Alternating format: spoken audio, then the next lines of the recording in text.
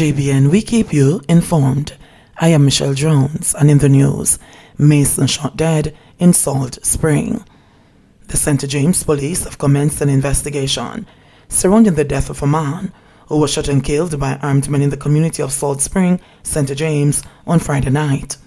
The deceased has been identified as 39-year-old Claude Riley, otherwise called Tat, a mason of Church Lane, also in Salt Spring. Reports by the police are that about 10:19 p.m., Riley was sitting in his yard when he was ambushed by armed men who opened fire, hitting him multiple times before making their escape on foot in the area.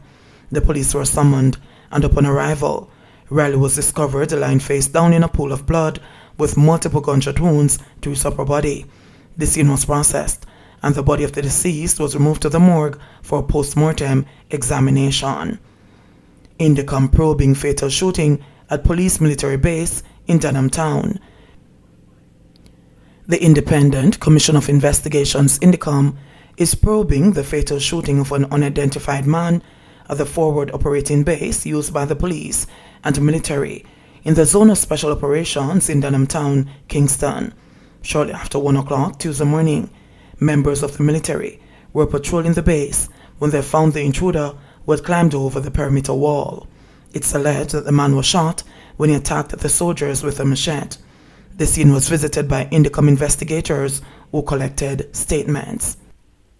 23% increase in gun seizures so far this year, says the JCF.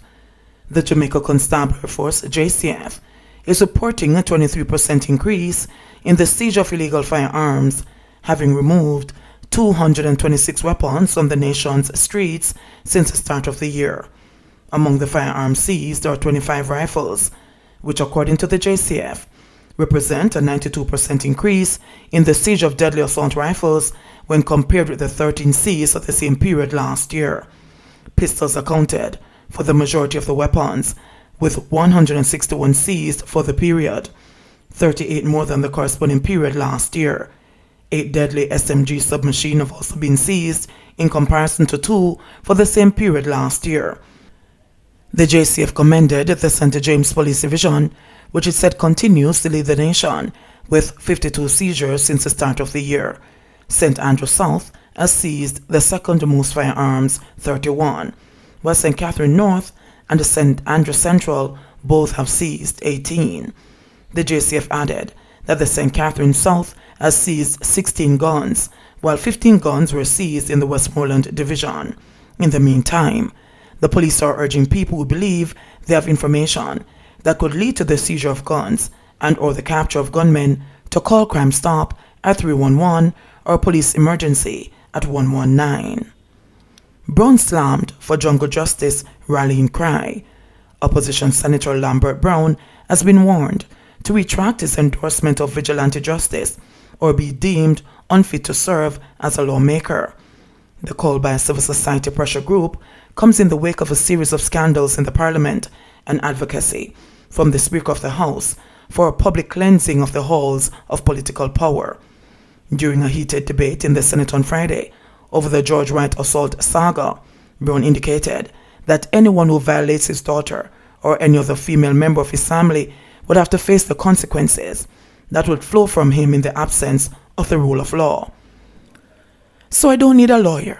Once a jungle justice in the absence of the rule of law kicks in, I've held that view for many years, Brown declared. The senator said walk to the William, a term used to describe the gallows, proudly knowing that the honor of his family was held high. Jeanette Cadler, executive director of the Jamaica Accountability Meter Portal, has criticized the opposition senator for losing control to the point where he should be apologizing to the country. But speaking on Monday, Brown was unrepentant in the face of backlash. If it was my sister that was beaten with the stool and nothing is being done by the state, I would have to intervene, Brown charged, referencing the allegations swirling over Westmoreland Central Member of Parliament George Wright, who has been ostracized by the ruling Jamaica Labour Party, JLP. We must stop beating man, and that's what the issue is. The issue has nothing to do with the jungle justice comment by me. That's a distraction, that's a deflection, he added. Referencing the April 6 viral video of a man clobbering a woman with fists and a stool, Brown said, Them don't want to condemn that. And go tell me say, if a man rape for me pitney, me fi just stand by in the absence of the rule of law, una must say mad. Una must be a set of wimps. And that's why criminals get away. I don't have anything to apologize for or withdraw, Brown said. Wright has not confirmed or denied that he was the aggressor in the video, but the police have closed the case.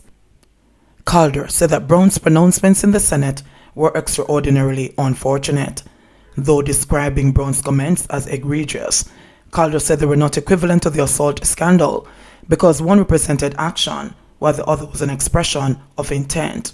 However, Calder said that words have weight and they have meaning, and words have more weight and should be even more meaningful when it is coming out of the mouth of a lawmaker. 121 males killed in 125 fatal crashes so far this year. 121 males and 19 females have been killed in road crashes since the start of the year, according to the latest statistics from the Road Safety Unit, RSU. The 140 deaths occurred in 125 crashes, which RSU Director Canute Hare said is worrying as motorcyclists and pedestrians continue to be the main road users being killed. He urged those road users to be extra cautious in the traffic environment.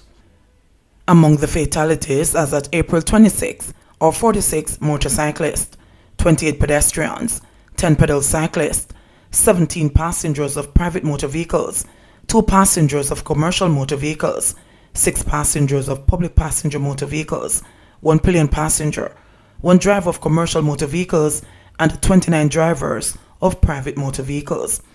We are appealing to drivers to cut their speed and to look out for vulnerable road users. Never overtake on a bend or at a junction or unnecessarily. Never drive in a manner that will prove offensive to other road users. In addition, always use their seat belts. Ensure passengers in the vehicle utilize them as well, and children are securely fastened in protective devices, said Hare. PMP's Clinton Clark wins lawsuit alleging non-payment of money. Former 2016 People's National Party candidate for the West Central St. Catherine constituency, Clinton Clark, won a case filed against him by counsel of the Ginger Ridge Division, Ralston John Wilson. Clark was dragged before the Civil Division of the St. Catherine Parish Court by Wilson, Deputy Mayor of Spanish Town, for breach of contract of monies totaling $563,000 for paying workers on election day. Wilson contends that Clark breached a contract to pay over the money to him. When the trial concluded on March 26, presiding parish judge Kadeen Barnett, in her summation, said that Wilson did not establish clearly that there was a contract between Clark and himself. The judge then ruled that the matter would be dismissed. Clark, who defended himself during the trial, was subsequently told that he didn't have a case to answer. Wilson also contended that in addition to the contract totaling $463,000, he lent Clark $100,000, which a former candidate did not repay. Clark said in his defense he didn't owe any money to Wilson and that he had given him $400,000 on the eve of a February 2016 general election to do work in the Ginger Ridge Division. The suit has been before the court for 4 years, during which Clark made numerous appearances and maintained his innocence. 6 COVID patients die as Jamaica records 67 new cases. 6 senior citizens have become the latest victims of COVID-19 in Jamaica over the last 24 hours. According to the Ministry of Health and Wellness, there are a 53-year-old male from St. Thomas, a 61-year-old male from St. Catherine, a 95-year-old female from St. Elizabeth, a 71-year-old male from Kingston and St. Andrew, a 72-year-old male also from Kingston and St. Andrew, and a 91-year-old male from Hanover. The latest deaths pushed the country's death toll to 767. Another death was also reported under investigation. Meanwhile, 67 new cases of the virus were also reported, including 38 females, 25 males, and 4 individuals whose sex were not classified, with ages ranging from 2 years to 101 years. The new cases pushed the total confirmed cases to 45,212. The country also recorded 103 recoveries, bringing the total number of recoveries to 20,729. The active cases are 23,386. JBN, we keep you informed. Please remember to subscribe, like, share, leave us a comment, and click the notification bell to receive our daily news items.